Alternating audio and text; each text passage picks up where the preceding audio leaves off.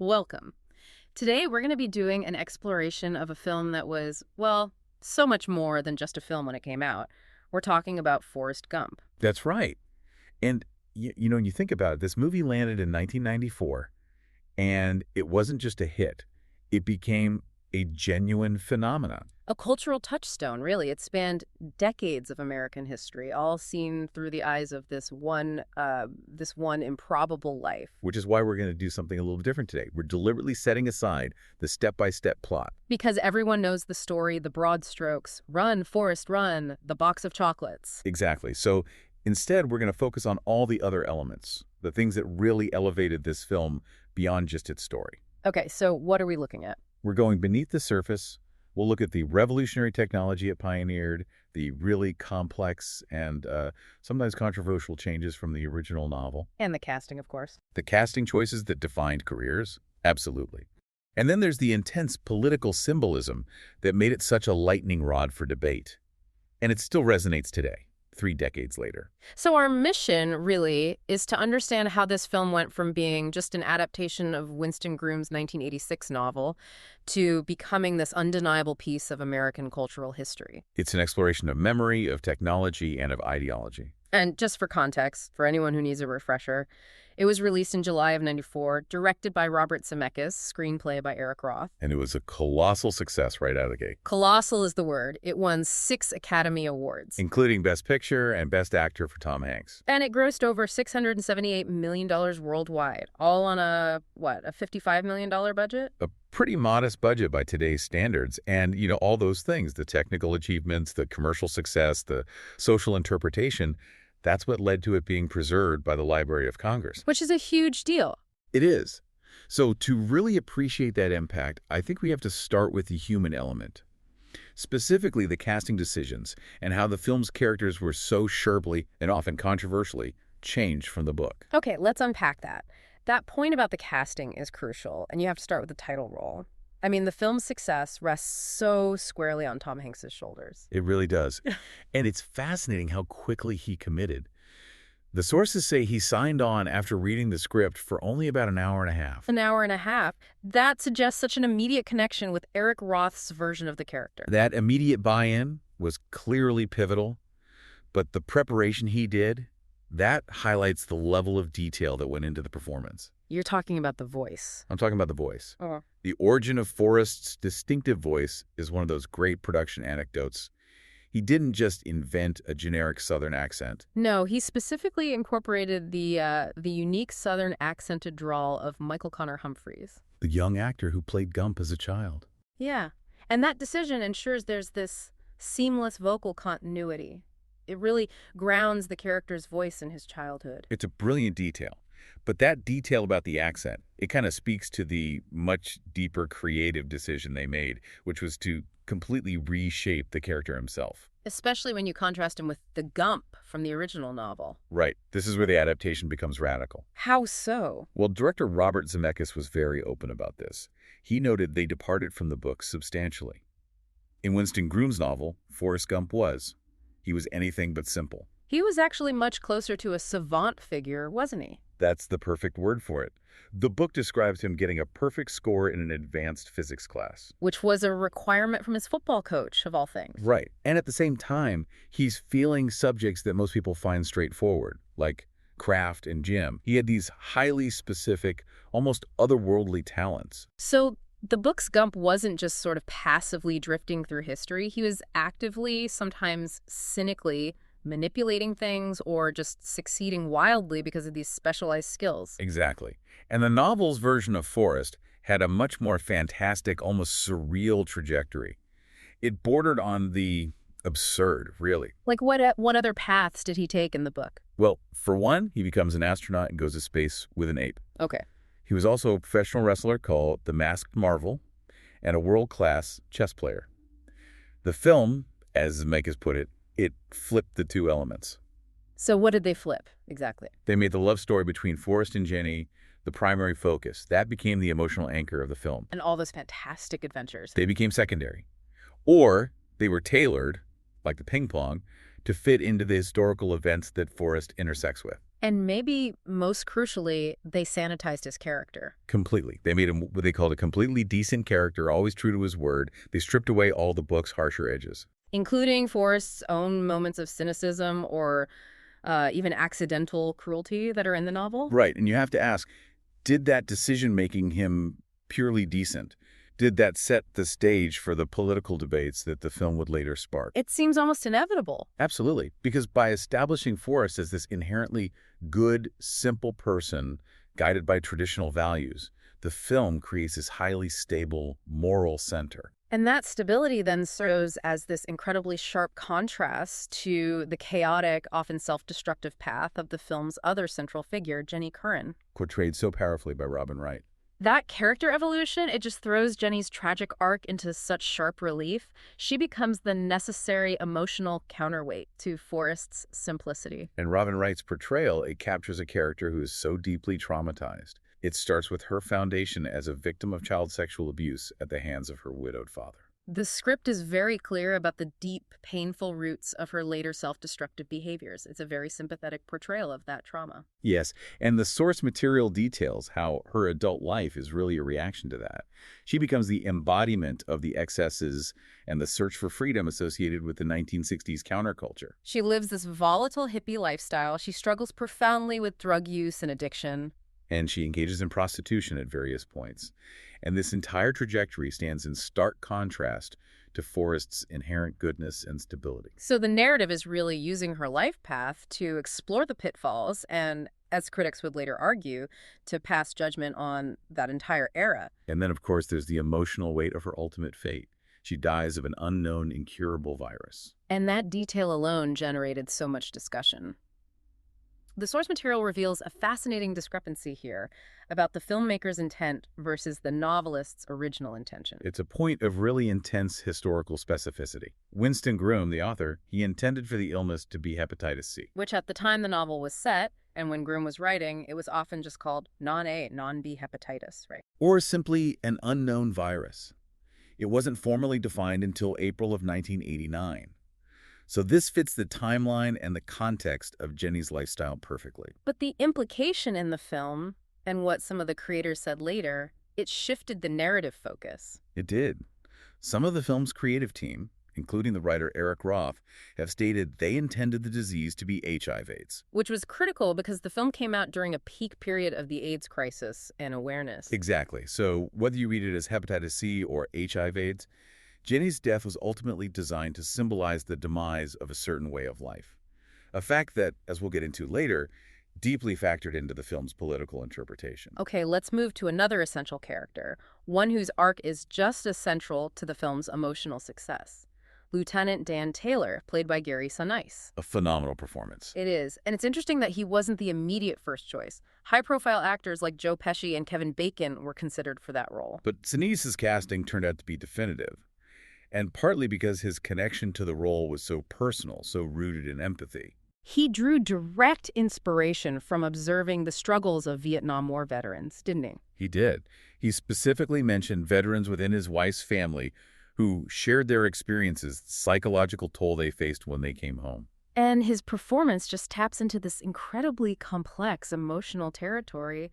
Lieutenant Dan, he initially sees losing his legs as denying him his family's destiny. Which is this fatalistic tradition of dying honorably in every single U.S. war since the Revolution. And that loss leaves him so bitter, so antagonistic, full of resentment toward Forrest for saving him and leaving him what he initially calls a cripple. And what's fascinating is that Sinise's portrayal doesn't rush you to acceptance. You're forced to witness the prolonged pain of a veteran struggling with his identity, with what he sees as failure. It's a powerful statement on post-war recovery. It is. And eventually, of course, they achieve that reconciliation. They build this phenomenal success with the Bubblegum Shrimp Company, and Lieutenant Dan finds peace. He even finds physical recovery. He ends the film sporting magic legs. Those advanced titanium alloy prosthetics. And he's engaged to his fiancée, Susan. It's a complete journey. From total despair to a new version of the American dream, one far removed from his military destiny. A powerful arc. And while we're on these formative roles, we should probably pause on the tremendous amount of casting trivia that surrounds this film, starting with Benjamin Buford, Bubba Blue. Right. McKelty Williamson's commitment to Bubba was physical as well as emotional. The sources confirm he wore that distinctive lip attachment throughout the entire filming. To get Bubba's unique facial appearance, it really enhanced the character's memorable presence. It really did. And the near misses for the lead roles are just legendary. I mean, this could have been a very, very different movie. Oh, completely. John Travolta was the original choice for Gump. He famously passed on it, a decision he later called a profound mistake. And you think about the ripple effect of that mistake. Hanks' success in this role cemented his place as America's everyman. But Travolta wasn't the only one. No, Bill Murray, Chevy Chase, Matthew Broderick were all on the short list. Sean Penn even said later that he was the second choice for Forrest. Imagine that. And for Bubba, there was similar competition. Actors like David Alan Grier and Ice Cube turned it down. And maybe the most famous anecdote is Dave Chappelle, who also passed. He later said he genuinely believed the film would be unsuccessful, a decision he was widely reported to have regretted once those box office numbers started coming in. It just shows how a massive cultural phenomenon can depend on just a few critical decisions, both by the actors who say yes and the ones who say no. It truly does. And we should also acknowledge Tom Hanks' own family connections in the film. His younger brother, Jim Hanks. Served as his acting double for all those lengthy cross-country running sequences. And his daughter, Elizabeth Hanks, appeared as the girl on the school bus. The one who pointedly refuses to let young Forrest sit next to her. A small but really memorable moment of childhood cruelty. So we have this meticulously cast ensemble, and we have characters who are dramatically altered from their book origins to create this stable, emotional, and political core. Right. But none of this sprawling narrative across decades of American history, none of it would have been remotely convincing without the next major element, the technological breakthroughs that seamlessly embedded Forrest Gump into history itself. This is where Forrest Gump really earned its place in the history books, the technological history books.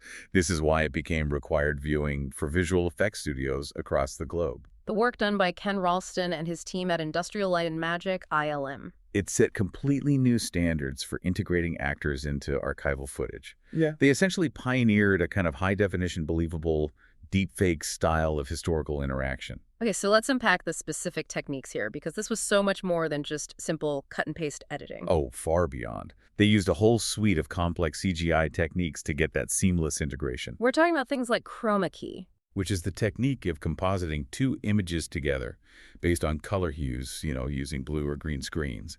They also use image warping and morphing to subtly change the shape and appearance of the historical figures. and rotoscoping. And rotoscoping. Yeah. And for those who might not be familiar, rotoscoping is that painstaking frame-by-frame process of tracing actors or objects in live-action film. To create mats, which lets you insert them cleanly into other footage. Exactly. And the final goal was to make Tom Hanks look like he was genuinely, tangibly interacting with figures like JFK, Lyndon B. Johnson, and Richard Nixon. So what was the process? The sources detail it pretty meticulously. First, Hanks was filmed against a blue screen.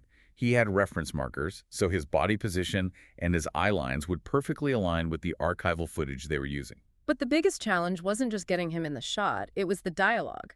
They had to interact, so the historical figures needed to say new lines. And that's where the true technological wizardry came in. Because obviously they couldn't ask deceased presidents to record new lines. So they used voice actors. Voice actors provided the new dialogue. And then the special effects teams used technology to meticulously alter the lip syncing of the archival footage of Kennedy or Johnson to match that new dialogue. That process was just so revolutionary and so believable. It really defined how filmmakers approached historical recreation for decades. It really did. It makes you appreciate the sheer commitment to digital illusion required for a film made in 1994. And it's also worth noting the one exception to this rule. Dick Cavett. Dick Cavett, the only well-known figure who actually played a de-aged version of himself using makeup rather than being inserted into archive footage. That was for his interview scene with Forrest and John Lennon. A rare case of practical effects in a sea of digital innovation. And the VFX wasn't just limited to presidents and talk show hosts. Some of the most emotionally impactful scenes required huge digital modification. You're talking about Lieutenant Dan's amputation. Exactly. That was a completely unique challenge. The audience had to believe, without any distraction, that Gary Sinise had genuinely lost his legs. That scene is so intense, and it's completely central to his emotional journey. So can you elaborate on the technical method they used? How did they pull that off? The main method involved wrapping Gary Sinise's legs in blue fabric, a classic chroma key technique. But the real labor came next. Right. This is where the rotopaint team came in. And just for clarity, the rotopaint team is made up of digital artists who are tracing, masking, and essentially painting out elements frame by painstaking frame. So they had to digitally erase his legs from every single frame where he appeared as a double amputee. Every single one. That sounds like thousands of hours of incredibly precise digital artwork just for one character. It was, and the precision required was just immense. The sources detail that in a later scene when Lieutenant Dan is hoisting himself into his wheelchair, you can actually briefly see the residual outline where his remaining legs are providing support. Which shows you the complex technical layering involved. They had to maintain the physical reality of his weight and movement, even while they were digitally removing the visual evidence of his legs. It's incredible. And beyond character effects, the film had to handle the massive scope of historical events. Specifically, that iconic peace rally scene at the Lincoln Memorial. The scale of that crowd looks absolutely enormous. It looks like hundreds of thousands of people. And that was achieved through this clever combination of logistics, planning, and early computer multiplication, an early form of digital crowd duplication. They used about 1,500 real extras filmed over 2 days. And for each successive take, the production team would physically rearrange and move those extras into a different quadrant away from the camera. So they're filming the same group of people multiple times in different spots and then digitally stitching all those layers together. Precisely. Using computer multiplication, they then replicated and layered these separate shots to create the illusion of a crowd of several 100,000 people. This blending of real extras and CGI multiplication was a massive technical feat at the time. It established a methodology that's still used today for filling large historical scenes. It did.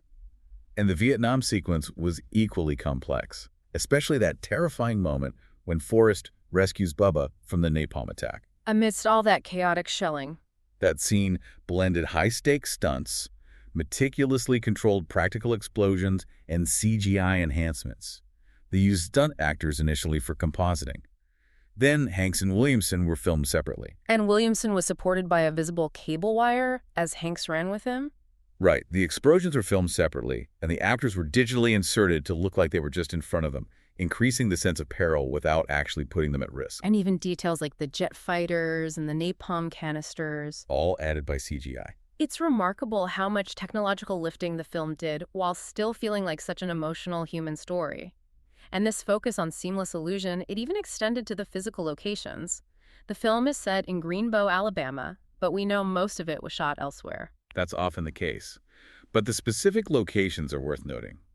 Principal photography was mainly in South Carolina, around Beaufort, Barnville, and Yemassee, as well as parts of coastal Virginia and North Carolina. And the Gump House itself was a set. It was. A physical set constructed along the Combahee River near Yemassee, South Carolina. I also read that they actually altered the local ecology a bit for the Vietnam scenes. They did. To enhance the look of the Vietnam jungle scenes, which were filmed at Hunting Island State Park, they planted over 20 palmetto trees. It just shows the dedication to visual realism, even when VFX were handling the explosions. And finally, the most iconic location of all, the bus stop bench, where Forrest tells his entire life story. The physical centerpiece of the whole film structure. That was filmed at the northern edge of Chippewa Square in Savannah, Georgia. And it's those specific real-world locations, Beaufort standing in for Alabama, that Savannah bench, that really ground the film, even as the visual effects are taking us across decades and around the world. It makes the fantastic elements just a little more palatable. So now we shift from the nuts and bolts of production, from the artistry of the actors, to something much more contested, the ideological impact. Once this film was released and became a massive hit, why did it generate such intense debate over its political symbolism almost immediately? This is such an important question, because officially, the creators themselves insisted the film was neutral. Tom Hanks maintained it was non-political and thus non-judgmental. And producer Steve Tisch said it was about humanity, respect, tolerance, and unconditional love. They really intended it to be universal. But the sources clearly show that the film was just immediately absorbed into the American culture wars of the mid-1990s. It was debated intensely on political commentary shows like CNN's Crossfire. The big question was whether it was secretly promoting conservative values or indicting the 1960s counterculture, or maybe just offering a simplified, nostalgic view of traumatic history. And that intense debate, it stems from that fundamental contrast between the characters we detailed earlier. Forrest as the simple, stable traditionalist versus Jenny as the chaotic, self-destructive liberal. And the conservative reading gained significant traction. It was championed by commentators like Thomas Byers, who called it an aggressively conservative film. Aggressively conservative. So how exactly did they argue that? What was the structure of that argument? It hinged entirely on the moral outcome of the two main characters.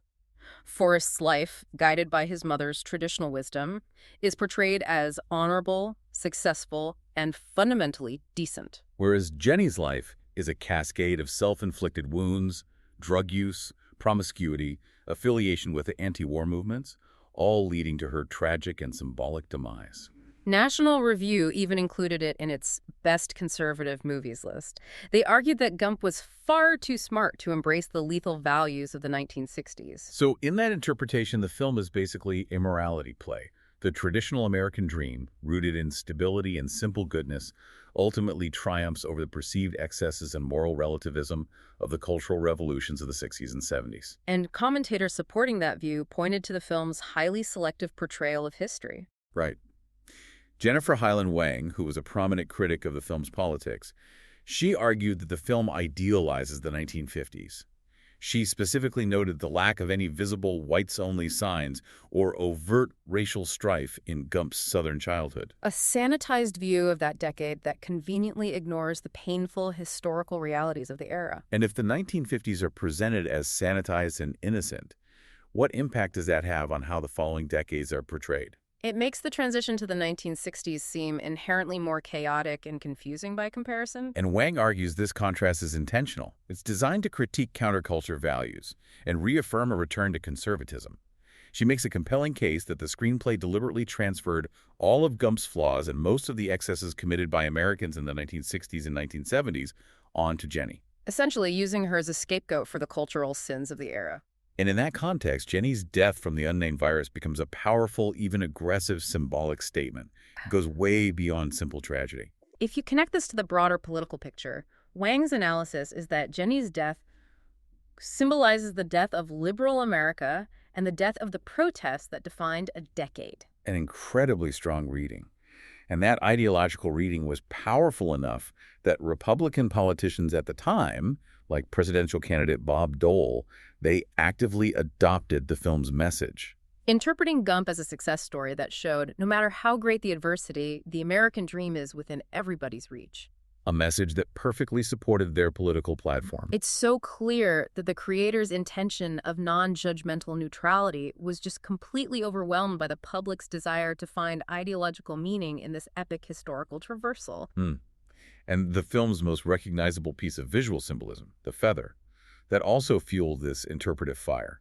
It invited all these philosophical readings about destiny and free will. The feather drifting randomly at the beginning and the end, it's the perfect ambiguous symbol. It is. It invited people to project their own meanings onto it. Was it the randomness of experience? Or maybe Gump's impaired intellect? Or even the philosophical concept of the unbearable lightness of being? A life free from the weight of high-minded political or intellectual burdens?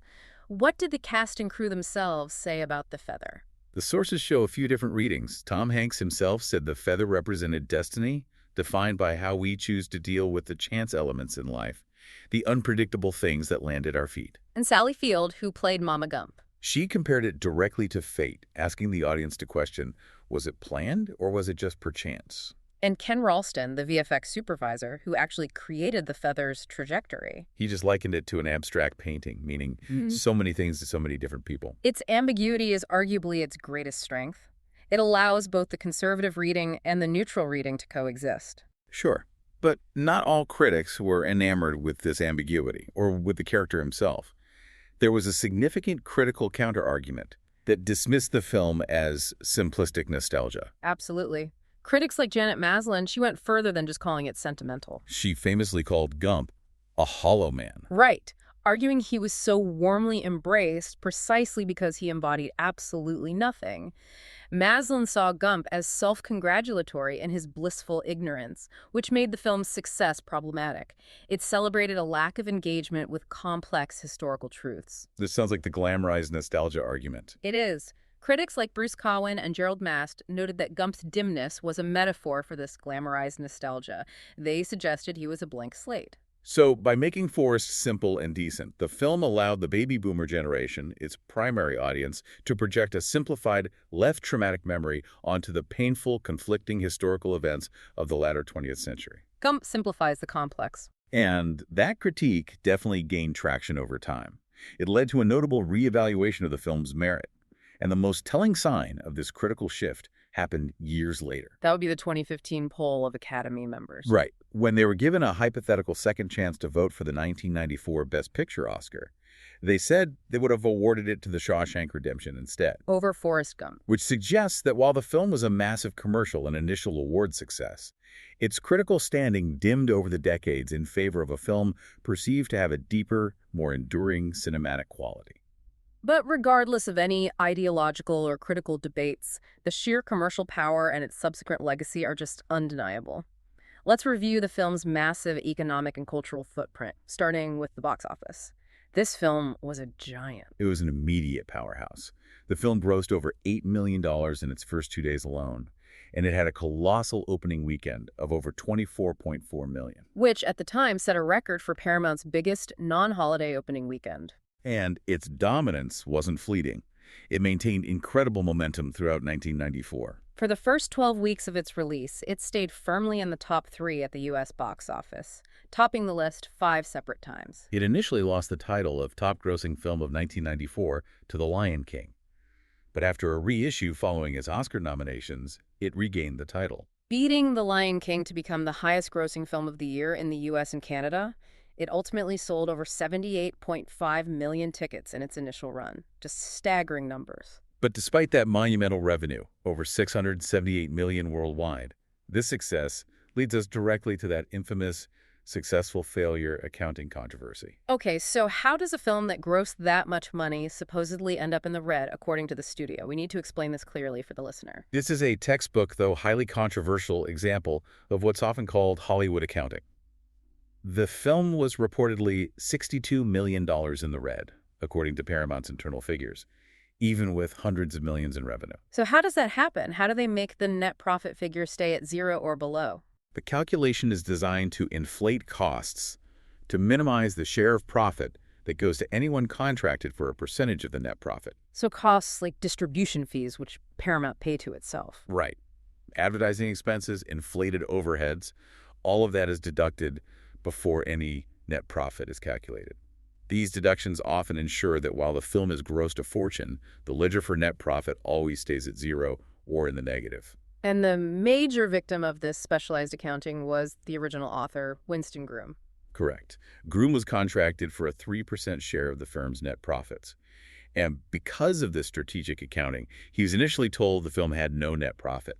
So he didn't receive any payment from the film's initial success. It's generated massive negative press for the studio. It really highlighted the inequity in Hollywood contracts. It did. And you contrast this with the stars of the film. Tom Hanks and director Robert Zemeckis were clearly wiser, or at least had better representation. They did. They had strategically contracted for a share of the gross receipts. Instead of relying on a standard salary or a percentage of the unreliable net profit figure. So their payments were calculated before all those inflated expenses were factored in. And as a result, they each earned a staggering $40 million from the film's success.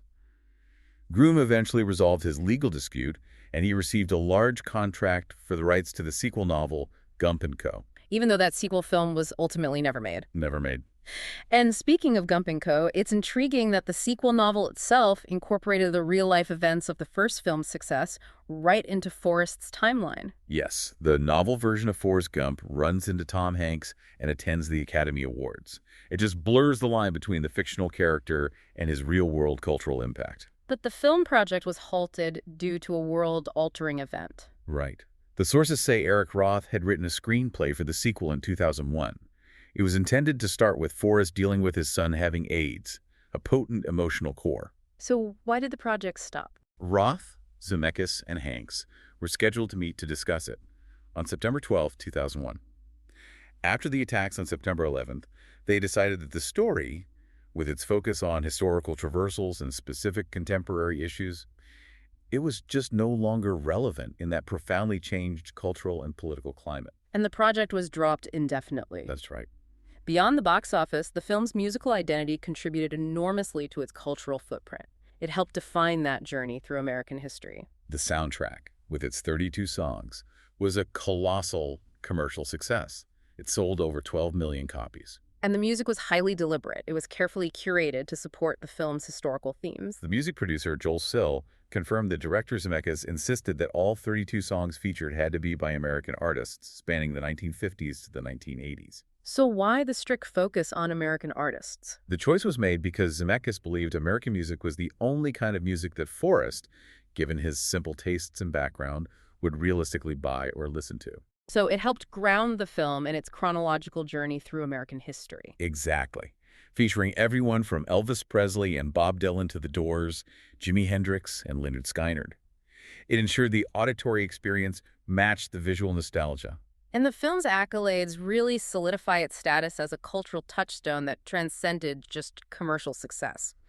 We mentioned the 6 Academy Awards, including Best Picture, Director, and Actor. It also secured 3 Golden Globes and 2 Saturn Awards. But its cultural significance is formally recognized by the highest American institutions. The American Film Institute, the AFI? They recognized its status by ranking the film 71st on its list of 100 years, 100 movies.